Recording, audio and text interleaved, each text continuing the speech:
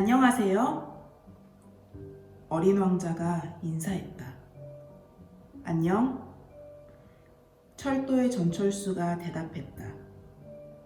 아저씨, 여기서 뭘 하고 있어요? 기차 손님들을 1000명씩 추리고 있단다. 그 손님들을 태운 기차를 오른쪽으로 보내기도 하고 왼쪽으로 보내기도 하지. 그러는 중에 환하게 불을 밝힌 특급 열차가 천둥 같은 소리를 내며 달려와 관제실을 뒤흔들었다. 굉장히 바쁘군요. 저 사람들은 뭘 찾아가는 거예요? 어린 왕자가 물었다. 그건 기관사도 모르는 일이지. 그때 또 다른 특급 열차가 반대편에서 요란한 소리를 내며 달려왔다. 사람들이 벌써 돌아오는 거예요? 어린 왕자가 물었다. 아까 그 사람들이 아니라 2대의 기차가 서로 비켜가는 거란다. 그 사람들은 원래 있던 곳이 마음에 안 들었나 보죠? 사람들은 자기가 있는 곳에 만족하는 법이 거의 없단다. 그때 3번째 기차가 요란하게 굉음을 내며 지나갔다. 저 손님들은 앞서 지나간 손님들을 쫓아가는 거예요? 쫓아가긴 뭘 쫓아가. 기차 안에서 자거나 하품을 하고 있겠지. 아이들만이 유리창에 코를 납작하게 대고 밖을 내다볼 뿐이지. 아이들만이 자기들이 찾는 게 무엇인지 알고 있어요. 아이들은 헝겊으로 만든 인형 하나를 찾느라 오랜 시간을 보내기도 하죠. 그러면 그 인형은 아이들에게 아주 소중한 존재가 되고요. 그래서 누가 그것을 빼앗으면 우는 거예요. 어린 왕자의 말에 전철수가 대답했다. 아이들은 행복하겠구나.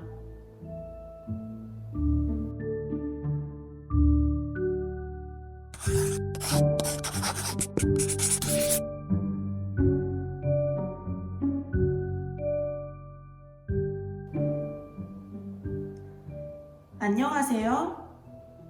어린 왕자가 말했다. 안녕. 장사꾼이 대답했다. 이 장사꾼은 갈증을 없애는 알약을 팔고 있었다. 일주일에 한 알씩 먹으면 다시는 목이 마르지 않게 된다는 것이다. 어린 왕자가 물었다. 아저씨, 그런 약을 왜 팔아요? 왜냐하면 이 약이 시간을 굉장히 절약해 주기 때문이지. 전문가들이 계산했는데 일주일에 53분이 절약된다는 거야. 그럼 그 53분 동안 뭘 하는데요? 네가 하고 싶은 건 뭐든지. 만약에 내게 53분의 여유가 있다면 우물을 향해 천천히 걸어갈 텐데. 어린 왕자는 그렇게 생각했다.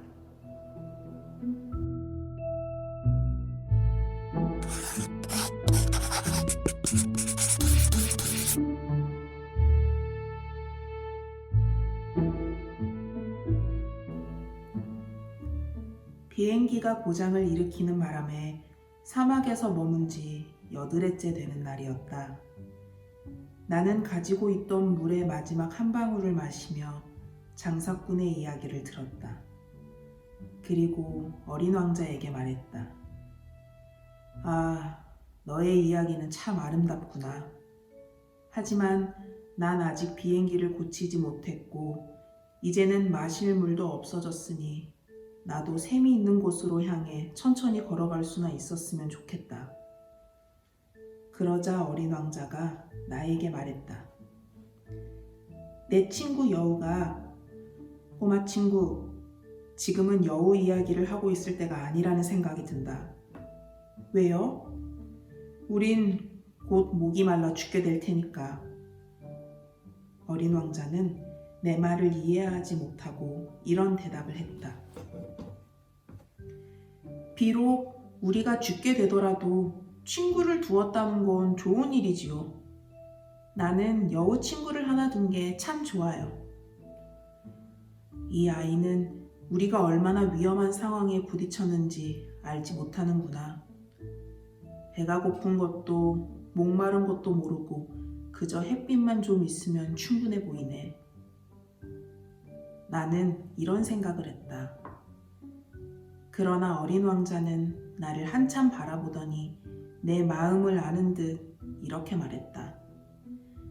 나도 목이 말라요. 우리 샘을 찾으러 가요. 나는 맥이 탁 풀렸다. 이 광활한 사막 한복판에서 무턱대고 샘을 찾아 나선다는 건 당치도 않은 소리였다. 하지만 우리는 발걸음을 옮기기 시작했다. 몇 시간 동안 아무 말 없이 걸었더니 해가 떨어지고 별이 깜빡이기 시작했다. 나는 갈증 때문에 열이 좀 있어 꿈결처럼 몽롱하게 별들을 바라보았다. 왕자가 한 말이 내 기억 속에서 춤을 추듯 맴돌았다. 그래, 너도 목이 마르니? 그러나 그는 내 물음에 답하지 않고 이렇게만 말했다. 물은 마음에도 좋을 거야. 나는 이 말을 이해할 수 없었지만 아무 말도 하지 않았다. 그에게서 내 질문의 답을 얻어낼 수 없다는 것을 알고 있었다. 어린 왕자는 지쳐서 주저앉았다. 나도 그 옆에 앉았다. 잠시 말이 없던 어린 왕자가 이윽고 말을 다시 했다. 별이 아름다운 것은 보이지 않는 한 송이 꽃 때문이에요. 그럼 그렇고 말고. 어린 왕자의 말에 맞장구를 치고 나서 나는 달빛 아래 펼쳐진 주름진 모래 언덕을 조용히 바라보았다. 사막은 아름답군요. 그는 이렇게 덧붙였다. 그것은 정말이었다. 나는 언제나 사막을 사랑했다. 모래 언덕에 앉으면 아무것도 보이지 않고 아무 소리도 들리지 않았다. 그러나 침묵 속에서도 빛나는 무언가가 있었다. 사막이 아름다운 것은 어딘가에 샘을 숨기고 있기 때문이에요. 나는 모래가 신비롭게 빛나는 까닭을 갑자기 이해하게 되었다.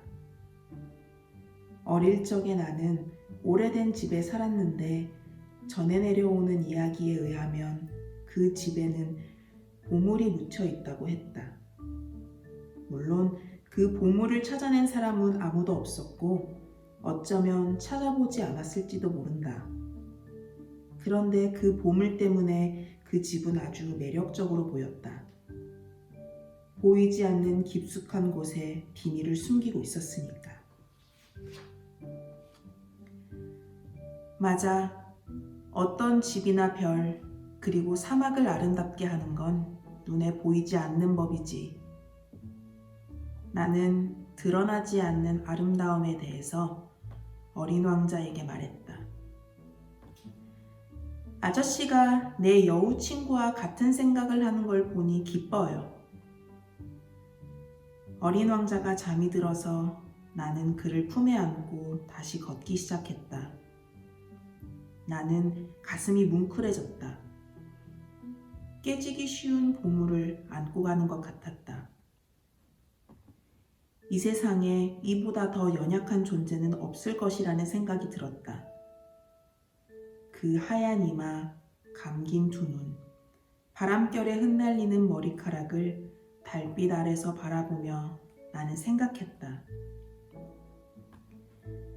내가 지금 보고 있는 것은 오직 껍데기일 뿐이다. 가장 소중한 것은 보이지 않아. 반쯤 벌어진 어린 왕자의 입술이 빙글에 웃음을 머금은 것을 보고 나는 또 이런 생각도 했다. 잠든 어린 왕자가 내게 이토록 감동을 주는 것은 꽃 한 송이를 향한 그의 성실한 마음 때문이다. 잠을 자는 동안에도 등불처럼 그의 가슴 속에서 밝게 빛나는 장미꽃의 모습이 있기 때문이다. 그러자 어린 왕자가 더욱 연약한 존재로 느껴졌다. 마치 한 줄기 바람에 의해서도 꺼져버릴 등불처럼 느껴져 나는 그를 잘 보호해 주어야겠다는 생각을 했다. 이런 생각을 하며 걸어가다가 나는 해 뜰 무렵에 샘을 발견했다.